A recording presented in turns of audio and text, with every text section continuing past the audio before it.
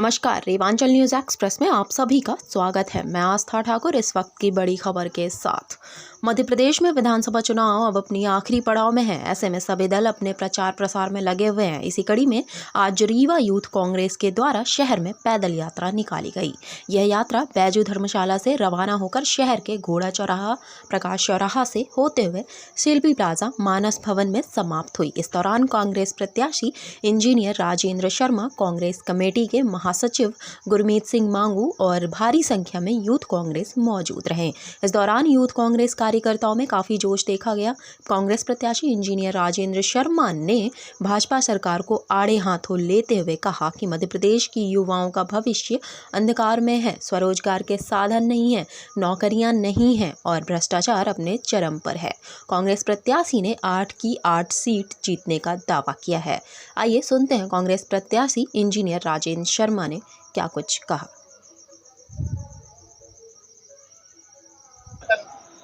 आज यूथ की जो रैली निकली है, ये अपने आप खुद चल के की भीड़ थी।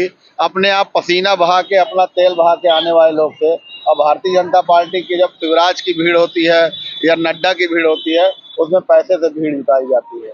और परिवर्तन की रहे तो अंचल जी आप बिंद में खुद ही देख रहे हैं, हमारे सारे पत्रकार साथी भी देख रहे हैं कि सिंगरौली हो, रीवा हो, सतना हो, कहीं भी आप देखेंगे। कल मनीष पटेल जी ने सदस्यता ली है, आपने देखा मैयर के अंदर। कासिम भाई ने 2018 1998 का चुनाव लड़ा, कासिम भाई बीएसपी से, उन्होंने सदस्यता लिए।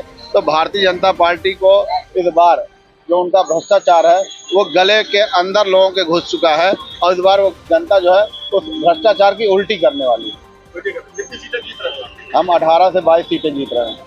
प्रियंका गांधी के आने से बिंद में कितना असर पड़ने वाला है? देखिए, प्रियंका गांधी जी के आने से बिंद में अगर हम 22 जीत रहे होंगे तो हमारी 25 सीटें हो जाएंगी, क्योंकि आने वाला जो समय है, युवा है, देख रहा है, वो प्रियंका गांधी जी के विश्वास पे, राहुल गांधी जी के विश्वास पे और कमलनाथ जी के विश्वास पे वोट कर रहा है। और सबसे बड़ी बात यह है कि राजेंद्र शुक्ला जी 4 पंचवर्षीय जीते हैं, हर बार 60,000 से 70,000 वोट पाते हैं। मेरा तो सीधे राजेंद्र शुक्ला जी सवाल है, उन 70,000 लोगों ने जिन्होंने आपको वोट दिया, क्या उन 70,000 लोगों से आप 18 साल में मिले? आप चंद गिरोह के से सीमित लोगों तक सीमित वाले व्यक्ति हैं, आप उन 70,000 लोगों से नहीं मिले। लेकिन हमारा कांग्रेस परिवार, चाहे हमें 50,000 वोट दिया हो, चाहे 60,000 वोट दिया हो, चाहे 25,000 वोट दिया हो और चाहे ना भी दिया हो, हम कांग्रेस परिवार के लोग रीवा की जनता के लिए, रीवा शहर के विकास के लिए हर समय खड़े रहे। उनके सुख में भी खड़े रहे, उनके दुख में भी खड़े रहे। देखिए, मध्य प्रदेश के युवाओं के भविष्य के साथ खिलवाड़ किया है शिवराज सिंह चौहान की सरकार ने। विगत 20 वर्षों से मध्य प्रदेश के युवा का भविष्य अंधेरे में हो गया। स्वरोजगार के साधन नहीं है, नौकरियां नहीं है, चारों तरफ भ्रष्टाचार है, हर जगह भ्रष्टाचार है।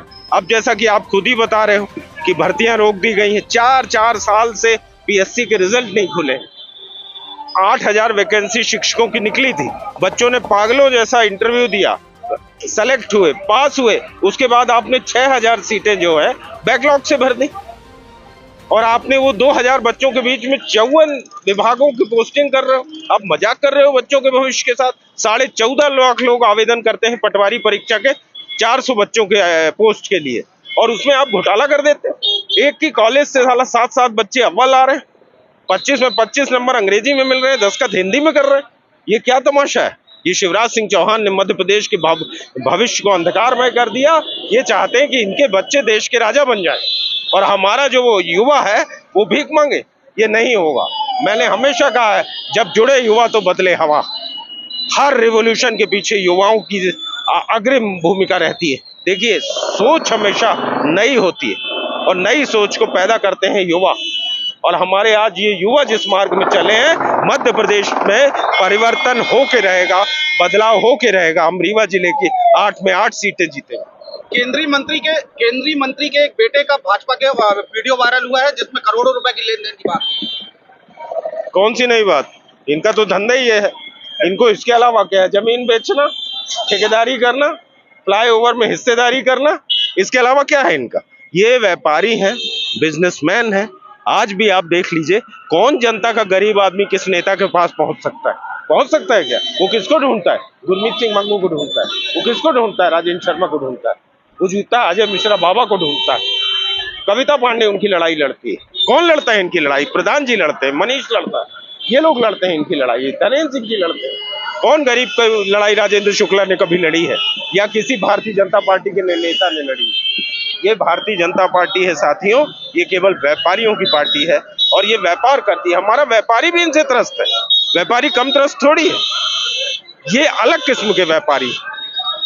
प्रियंका गांधी 9 तारीख को आ रही है, क्या करेंगे?